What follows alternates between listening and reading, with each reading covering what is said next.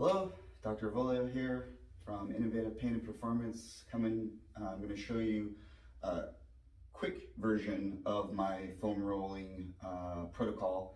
I did one yesterday and it turned out to be really long. So we're going to do a abbreviated version.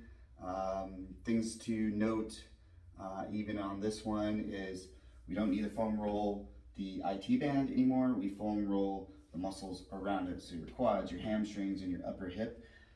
We do not foam roll the lumbar spine right here, specifically at the L3 location, because you got 5 lumbar vertebrae, so the one right in the middle, don't foam roll it. I'll show you here. And then we don't really foam roll the neck, but I like to do kind of an extension move to try to provide a little bit of gapping in the neck, using the weight of your head and gravity. So let's hop right into it.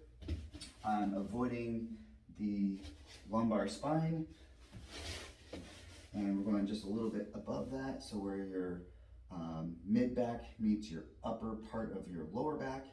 And then you can have your arms crossed, or you can kind of cradle your head like this, and you're just going to kind of rock back and forth 2 or 3 segments or vertebrae at a time, and you're going to work your way up. Take your time, and if you get to kind of a stuck spot, take a deep breath in, out, and see if you can kind of extend over it a little bit further.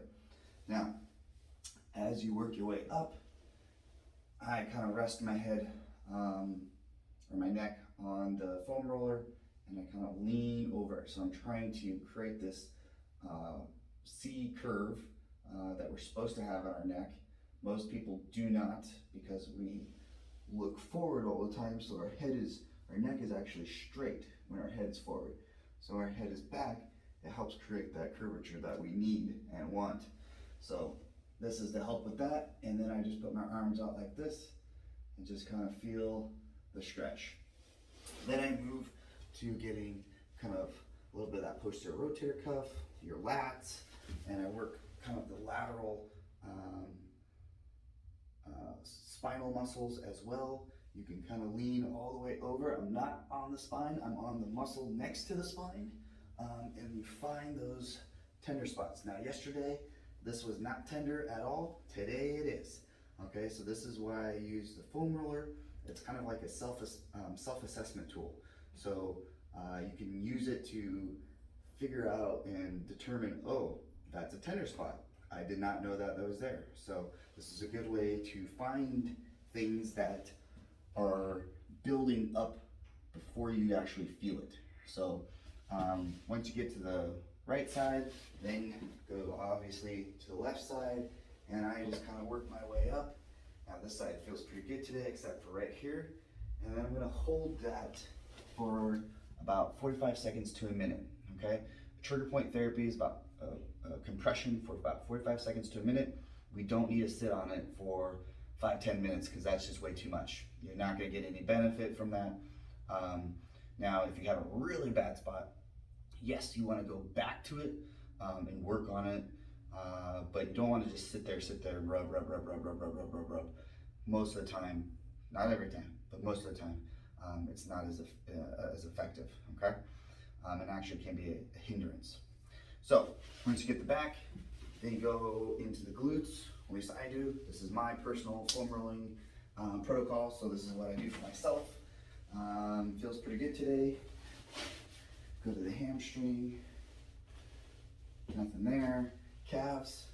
If I were really going to be doing this, I'd probably be spending a lot of time on my calves, because those are usually always tight. Get the inner side, get the outer side, move it around, kind of find where those spots are. Right there for me today, it's right in there. So maybe if the foam roller isn't specific enough, maybe use a lacrosse ball or one of those Theraguns, or there's this thing called a hypersphere. Those can be helpful to be a little bit more pinpointy to a specific area. All right, so then I'll flip over. One thing I failed to mention last time in my video yesterday is the tib anterior. So this muscle right in the front, kind of your shin muscle here, it helps control the big toe. It helps with lifting your foot up. A lot of runners, a lot of jumpers, that'll be tender. So you can tuck your foot in, roll your leg inward, and now you can be on that muscle and you can roll it, okay? So there's that one. And then getting the quad. Now this is the piece a lot of times. Now I'm not on the IT band, I'm on that lateral quad. Now you can get middle quad, you can get the inner quad and your adductors kind of into that position. And then I use the corner of the foam roller or a lacrosse ball or a softball to get in on the hip and or on that inner kind of hip flexor muscle right in there. Okay, so you get both sides on that. And then last is the foam angel. So I lay on the back here.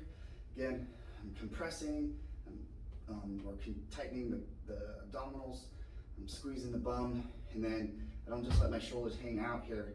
I pull them down, not back, down, okay? Everyone makes that mistake. It's not a backward motion, it's a downward motion, okay?